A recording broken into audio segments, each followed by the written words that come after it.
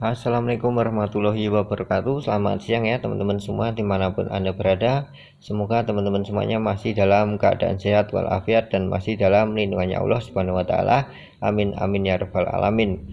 Oke ya sahabatku, ini adalah asgrup yang bengkok ataupun setang seher yang bengkok di motor Beat 2021. Ya, ini dialami karena akibat kebukaan di dalam mesin melewati banjir, dipaksa akhirnya motornya mati. Ya, setelah mati eh, ternyata keadaannya seperti ini, blok pecah dan juga stang sehernya bengkok teman-teman.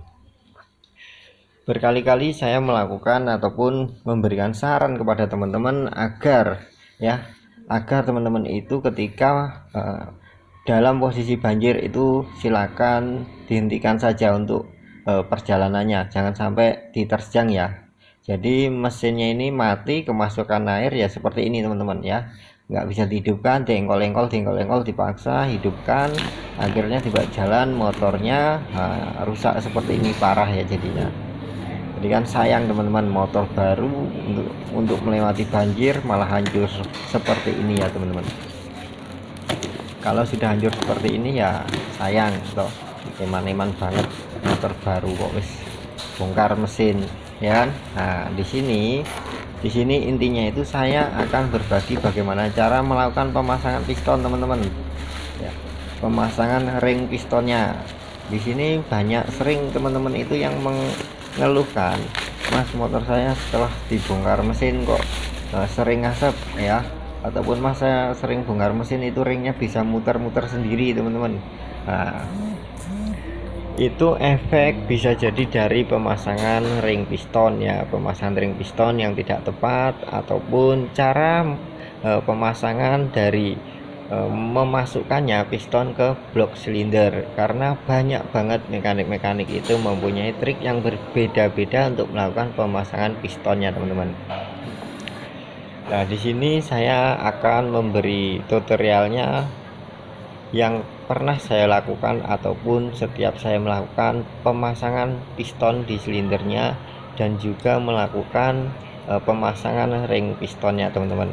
Jadi sebenarnya untuk melakukan pemasangan ring piston itu ada prosedur untuk pemasangannya. Tetapi di sini saya tidak pernah memakai prosedur tersebut. Kenapa? Karena saya melakukan pemasangan ring piston ini tidak hanya sekali dua kali, saya terus melakukan riset di mana posisi untuk pemasangan gap pistonnya itu yang awet teman-teman ya. Jadi ketika kita melakukan sesuatu itu kita harus mempunyai yang namanya itu ketentuan dan juga bisa kita rubah apabila ketentuan tersebut itu tidak memenuhi syarat ataupun tidak bisa kita gunakan ya teman-teman. Karena apa? Kita sebagai mekanik itu harus berusaha memberikan ketahanan terhadap unit motor yang kita kerjakan teman-teman. Bukan asal pasang dan selesai ya, tapi kita harus memikirkan untuk jangka panjangnya. Tetapi di sebuah beres ataupun di as itu mempunyai batas maksimal untuk melakukan memodifikasi sebuah part-part yang kita pasang. Jadi kita tidak bisa se ekstrim di bengkel-bengkel umum teman-teman. Karena apa? Itu tidak perlu saya sebutkan di sini ya, karena kita itu yang jelas memberikan garansi. Dari situlah nanti kita bisa mengklaim part-part yang kita pasang apabila bermasalah. Beda halnya dengan di bengkel umum ya. Kita bisa sesuka kita melakukan eksperimen terhadap part-part yang akan kita pasang di unit motornya teman-teman ya. Jadi di sini kita akan melakukan pemasangan ring ya, ring di pistonnya teman-teman. Pastikan ini adalah pengalaman saya selama ini. Apabila teman-teman ada yang mempunyai trik yang lebih mantap bisa di-share di kolom komentar ya teman-teman. Jadi saya memasang itu posisi di in itu adalah untuk posisi ring tengah itu ring cacingnya teman-teman, ring oli yang berbentuk cacing yang keriting itu teman-teman. Yang kedua saya pasangkan di pinggir untuk ring oli yang tipis teman-teman, yang tipis datar ya, itu saya pasangkan di pinggir sebelah kanan, dan nantinya yang satu juga saya pasangkan di sebelah kiri. Itu posisinya semua di bagian clap in ataupun di bagian atas ya teman-teman. Nah, di sini tujuan saya apa? Kenapa kok ring olinya saya pasangkan di bagian atas piston, teman-teman? Itu karena apa? Karena saya berpikir apabila sebuah unit motor ini setelah dijalankan dan berhenti, pastinya di situ akan banyak oli yang tertinggal di bagian blok silinder, teman-teman. Karena kita tidak pernah tahu di mana posisi piston ini berada ketika motor kita dimatikan.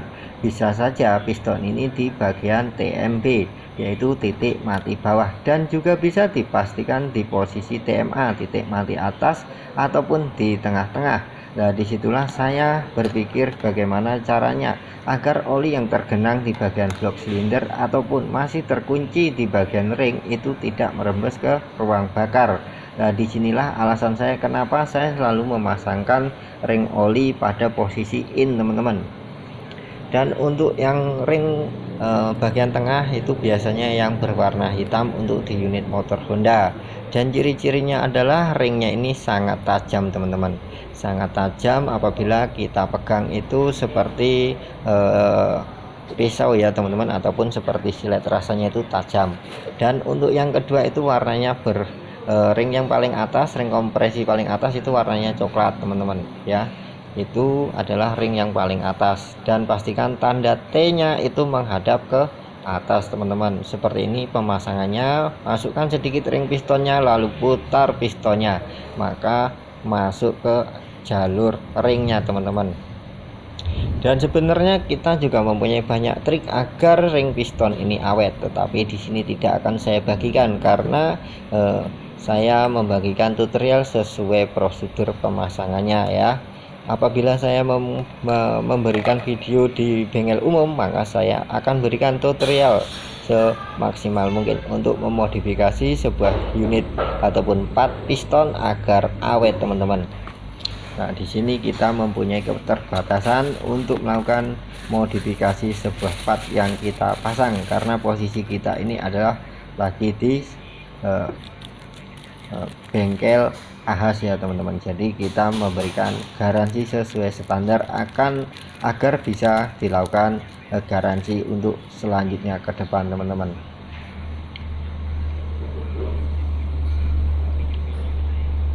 Jadi buat teman-teman yang masih belajar bongkar mesin, mari kita belajar bareng-bareng untuk melakukan pemasangannya ya. Kita belajar bareng-bareng dari mulai bongkar, pasang ya, dan juga menangani trouble-trouble motor injeksi, teman-teman.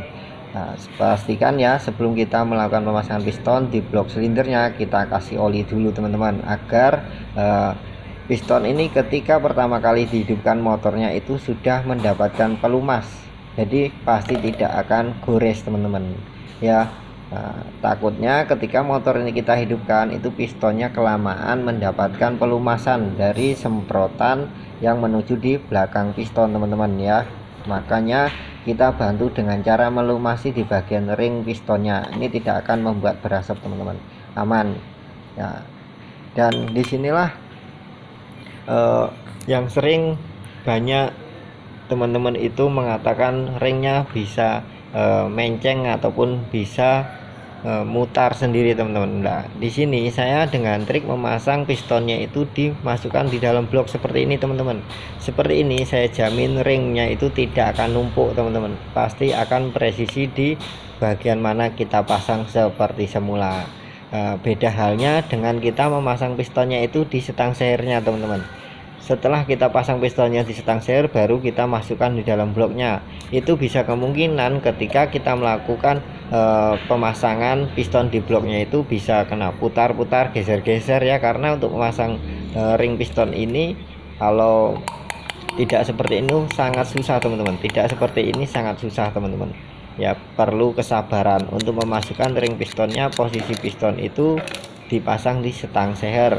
Tetapi apabila kita sudah berpengalaman, kita sudah bisa ataupun terbiasa, maka kita juga sangat mudah. Intinya kita itu sama-sama mencari bagaimana agar ring piston dan piston ini awet untuk di kemudian hari ya, teman-teman.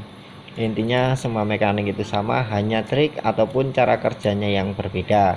Dan di sini kita kerja sambil santai saja biar teman-teman tahu ya, biar teman-teman tahu kita sama-sama berbagi, teman-teman mendapatkan ilmunya dan saya juga mendapatkan manfaatnya.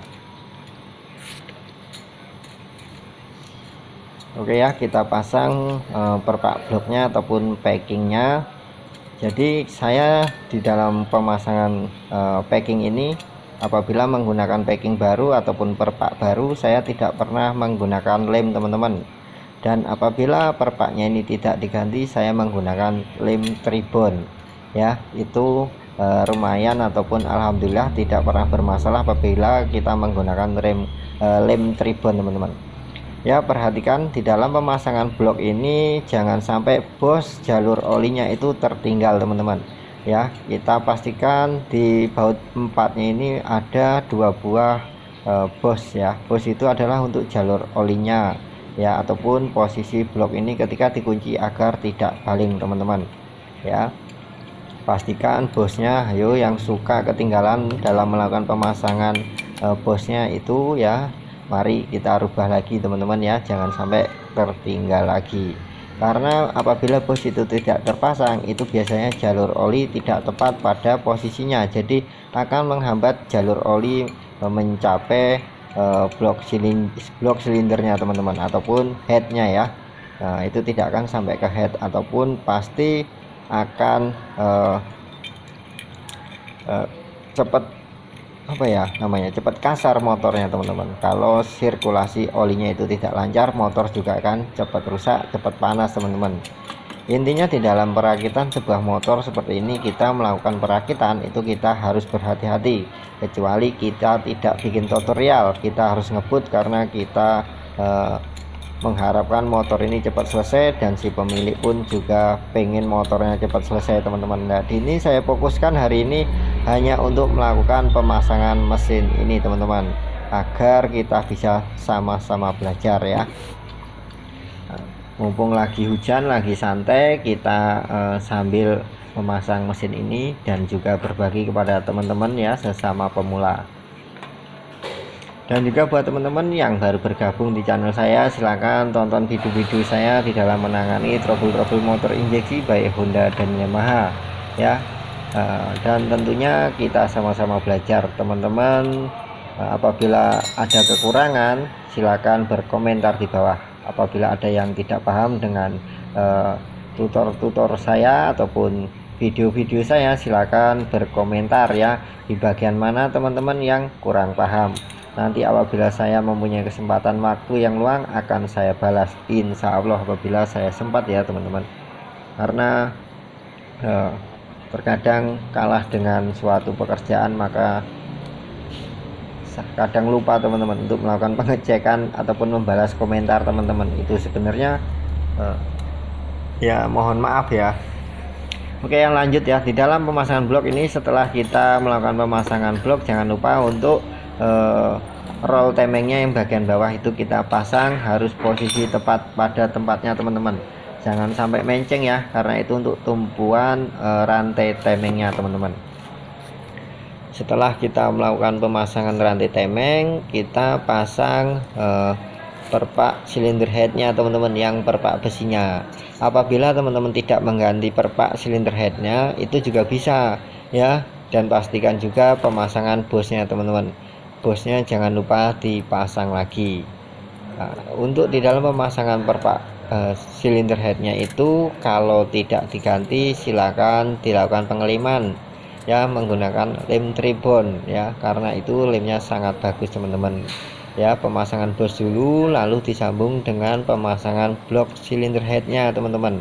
Ini perpak besinya, ini anti koyak, tetapi kalau sudah lama itu biasanya harus kita lakukan pengeliman teman-teman ya, kita lem. Oke, di dalam pemasangan silinder headnya itu kita juga perhatikan ya, itu nantinya tidak boleh di dalam penguncian baut silinder headnya itu tidak boleh tidak seimbang, harus seimbang sedikit-sedikit ya teman-teman, harus seimbang. Perhatikan saja ya teman-teman, ini banyak yang saya cut sebenarnya karena untuk durasi sangat panjang banget teman-teman, karena saya melakukan pemasangan ini sangat pelan-pelan agar teman-teman tahu ataupun kita sama-sama belajar ya. Oke ya, setelah silinder head ini terpasang ataupun dexelnya ini, misalnya biar teman-teman paham silinder head, dexel ya, itu kita pasang bautnya teman-teman, ringnya, bautnya kita pasang. Jadi poinnya sebenarnya adalah di perakitan unit motor ini adalah di dalam pemasangan ring tadi teman-teman. Di dalam pemasangan ring itu tidak boleh gapnya itu tidak boleh numpuk, karena kalau numpuk ya pasti akan berasap putih teman-teman, dan akan cepat menghabiskan oli teman-teman. Untuk penguncian ini sebenarnya lebih bagusnya kita menggunakan kunci momen, itu akan lebih presisi, akan lebih seimbang. Tetapi di sini saya tidak menggunakan kunci momennya. Mungkin suatu saat nanti saya akan memberikan tutorialnya kepada teman-teman tentang cara menggunakan kunci momennya, agar penguncian di dalam penguncian sebuah baut itu mempunyai nilai tersendiri teman-teman. Jadi agar presisinya itu terjamin. Tetapi apabila saya membuat tutorial menggunakan kunci momen, maka banyak teman-teman para pemilik unit motor itu akan bosan menontonnya, karena mereka juga tidak paham ya. Apalagi buat mekanik-mekanik sesama pemula pasti bingung, karena saya sendiri juga bingung teman-teman ya. Intinya ini saya selalu membuatkan tutorial yang sederhana yang bisa teman-teman lakukan tanpa membeli alat-alat canggih teman-teman. Nah, kalau teman-teman ingin berbicara tentang pemanjaan data scanner, saya juga siap. Yuk kita belajar bareng-bareng, nggak apa-apa. Tetapi saya di channel saya ini hanya berbagi kepada mekanik pemula yang tidak menggunakan alat-alat mahal seperti itu teman-teman. Intinya seperti itu ya. Ini askrupnya sudah saya pasang ya, crankshaftnya sudah saya pasang. Perhatikan di sini untuk melakukan pemasangan gigi sentrik yang atas, itu pastikan bagian sepi di magnet ini menghadap keluar, menghadap ke atas ataupun ke silinder head. Tetapi apabila teman-teman itu melihat titik top yang berada di crankshaft sebelah kiri bagian pambel, titiknya itu di bawah teman-teman lah, yang pas patokan kita untuk melakukan pengetopan ataupun pemasangan gigi sentrik temeng yang atas.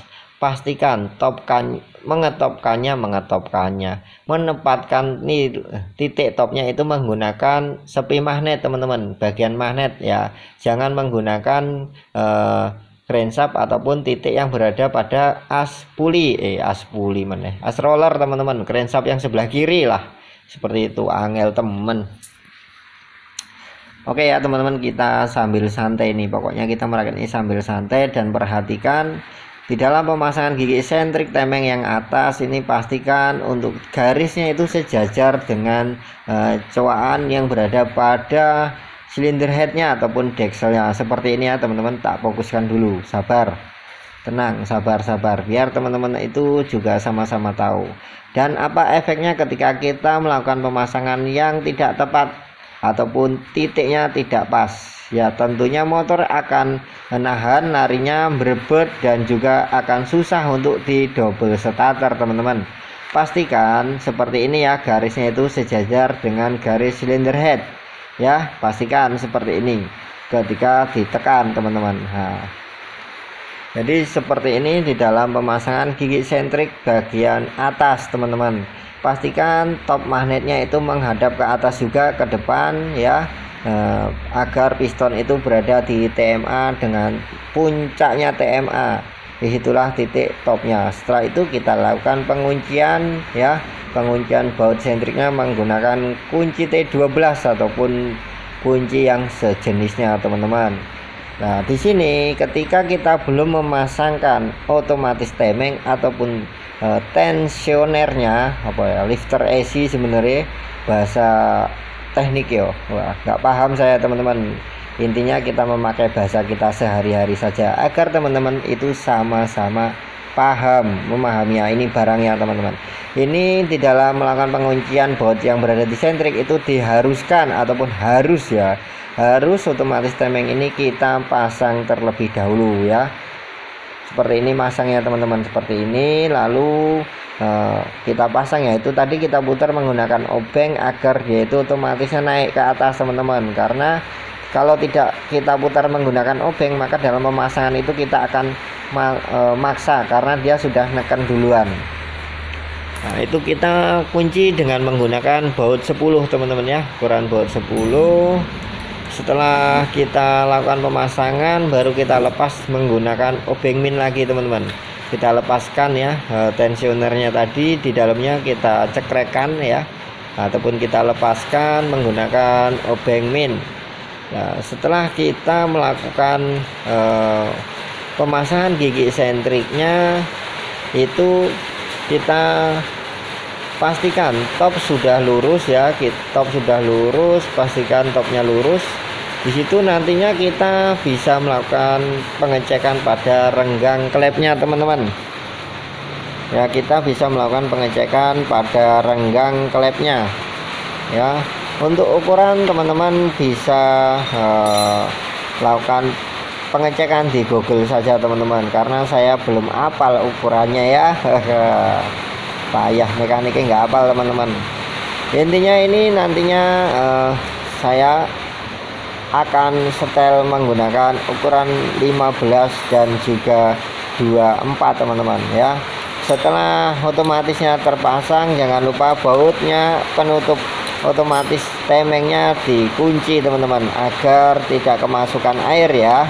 Nah, di sini di dalam pemasangan gigi sentriknya, sebelum kita melakukan pemasangan otomatis temeng, ini baut sentriknya jangan dikunci, takutnya mutar nanti klepnya bengkok numbur sama klep teman-teman. Kita tahan seperti ini ya, lalu kita kunci baut sentriknya teman-teman. Setelah posisi top temeng sudah dan temeng sudah terpasang, otomatis juga sudah terpasang, saatnya kita melakukan penyetelan klep. Dan untuk melakukan penyetelan klep ini kita perlu menggunakan yang namanya fuller gig teman-teman. Fuller gig adalah untuk melakukan pengukuran renggang klep ataupun celah renggang klep ya. Dan ini yang atas saya bikin innya ini saya kasih 15, dan untuk bagian X ini saya kasih 24 teman-teman. Nah, jadi untuk cara melakukan penyetelan klep ini sudah saya bikinkan video saya yang sebelumnya, itu bengkel umum melakukan penyetelan klep itu selama 15 menit. Wah, tutorial ini sebenarnya itu nggak sampai 15 menit teman-teman, tetapi karena untuk tutorial ya, agar memiliki durasi dan pemahaman ataupun keterangannya. Nah, apa efeknya di dalam penyetelan klep yang terlalu rapat dan juga terlalu renggang, itu juga sudah saya terangkan di video saya yang sebelumnya, silakan dicek saja. Karena di hari ini adalah temanya itu hanya merakit teman-teman ya, merakit blok silindernya saja. Jadi buat teman-teman yang akan belajar melakukan bongkar mesin, silakan belajar teman-teman ya. Silakan belajar agar kita sama-sama paham dan bisa melakukan servis motornya sendiri, dari mulai servis sampai bongkar mesin ataupun overhaul teman-teman. Nah, jadi seperti ini ya dalam perakitan blok dan pistonnya. Semoga bermanfaat. Ini tinggal dimasukkan oli dan kita engkol-engkol. Nah, itu nanti olinya harus keluar dari saluran oli yang berada pada lubang atas head ini teman-teman, perhatikan ya. Oke ya, semoga bermanfaat. Wassalamualaikum warahmatullahi wabarakatuh.